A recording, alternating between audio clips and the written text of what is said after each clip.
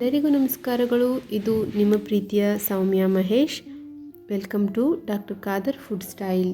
ನಾವು ಇವತ್ತಿನ ವಿಡಿಯೋದಲ್ಲಿ ಹಲವಾರು ಆರೋಗ್ಯ ಸಮಸ್ಯೆಗಳಿಗೆ ಪರಿಹಾರವನ್ನು ನೀಡುವ ಬಾಳೆ ದಿಂಡಿನ ಕಷಾಯವನ್ನು ಹೇಗೆ ತಯಾರಿಸೋದು ಅಂತ ನೋಡ್ಕೊಂಡು ಬರೋಣ.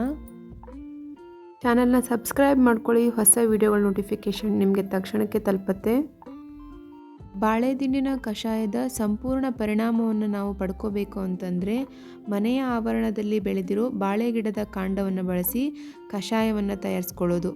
ಯಾಕೆ ಅಂದರೆ ಮನೆಯ ಆವರಣದಲ್ಲಿ ಹೆಚ್ಚಾಗಿ ಯಾವುದೇ ರೀತಿಯ ಕೀಟನಾಶಕ ಅಥವಾ ರಾಸಾಯನಿಕ ಗೊಬ್ಬರಗಳನ್ನು ಉಪಯೋಗಿಸದೇ ಬೆಳೆದಿರುವ ಸಾಧ್ಯತೆಗಳು ಹೆಚ್ಚು.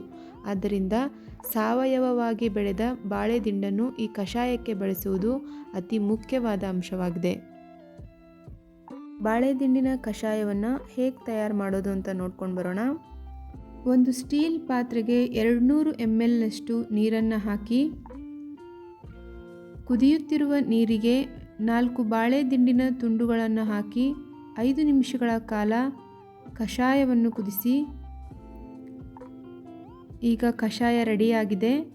ನಂತರ 2 ನಿಮಿಷಗಳ ಕಾಲ ಬಾಯಿ ಮುಚ್ಚಿ ಸ್ಟೋವ್ ಆಫ್ ಮಾಡಿ ಹೊಂದಿಕೊಳ್ಳಲು ಬಿಡಿ.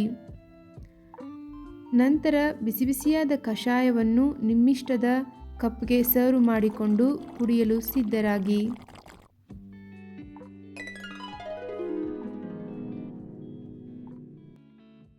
ಬಾಳೆ ದಿಂಡಿನ ಕಷಾಯವು ಹಲವಾರು ಆರೋಗ್ಯ ಸಮಸ್ಯೆಗಳನ್ನು ಪರಿಹರಿಸುವಲ್ಲಿ ಪ್ರಮುಖ ಪಾತ್ರವನ್ನು ವಹಿಸುತ್ತದೆ.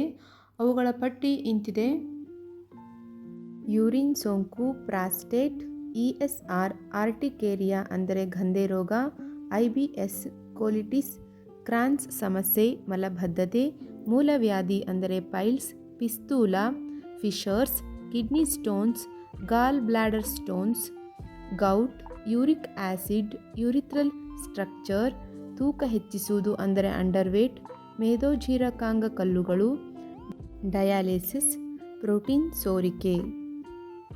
ಇಂತಹ ಕಗ್ಗಂಟಿನಂತಿರುವ ಸಮಸ್ಯೆಗಳನ್ನು ನಿಮ್ಮಲ್ಲಿ ಯಾರಾದರೂ ಎದುರಿಸುತ್ತಿದ್ದಲ್ಲಿ ಒಮ್ಮೆ ಬಾಳೆ ದಿಂಡಿನ ಕಷಾಯವನ್ನು ಬಳಸಿ ಆರೋಗ್ಯವನ್ನು ಸುಧಾರಿಸಿಕೊಳ್ಳಿ. ಹಾಗೂ ಊಟಕ್ಕಿಂತ ಅರ್ಧ ಗಂಟೆ ಮೊದಲು ಕಷಾಯವನ್ನು ಸೇವಿಸುವುದು ಖಡಾಖಂಡಿತವಾಗಿದೆ. ಮತ್ತೊಂದು ಆರೋಗ್ಯಕರವಾದ ವಿಡಿಯೋದೊಂದಿಗೆ ನಿಮ್ಮನ್ನು ಭೇಟಿ ಮಾಡ್ತೀನಿ. ವಿಡಿಯೋಗೆ ಸಂಬಂಧಿಸಿದ ಯಾವುದೇ ಮಾಹಿತಿಗಾಗಿ ಕಮೆಂಟ್ ಮಾಡಿ. ಧನ್ಯವಾದಗಳು.